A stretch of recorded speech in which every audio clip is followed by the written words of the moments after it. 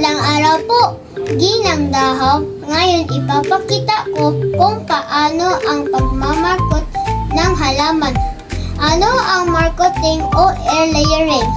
Ito ay isang paraan ng pagpaparami ng mga halaman gamit ang lupa o punot ng niyog.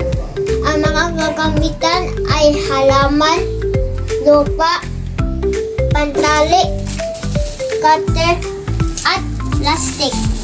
Ang unang gagawin ay maglagay ng lupa sa plastic.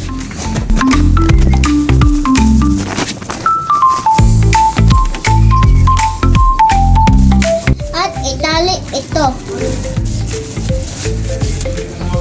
Pagkatapos ay babalatan natin itong halaman gamit ang cutter. Tanggalin muna natin ang dahon.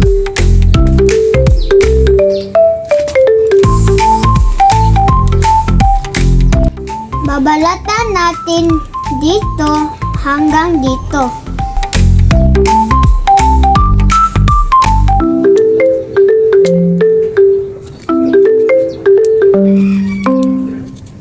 Ito pala ay puno ng mangga.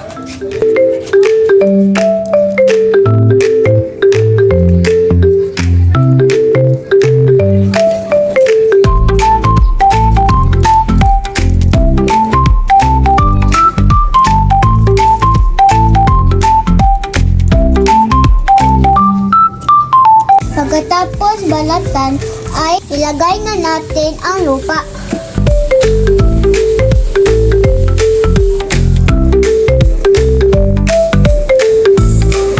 Talian na natin.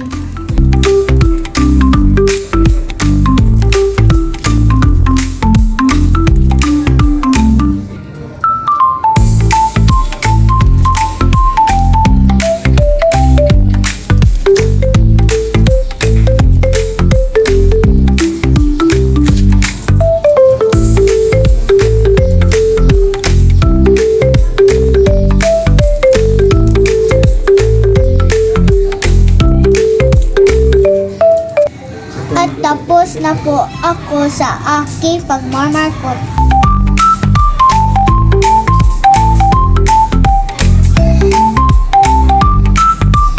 After 30 days, magkaroon na ito ng mga ugat.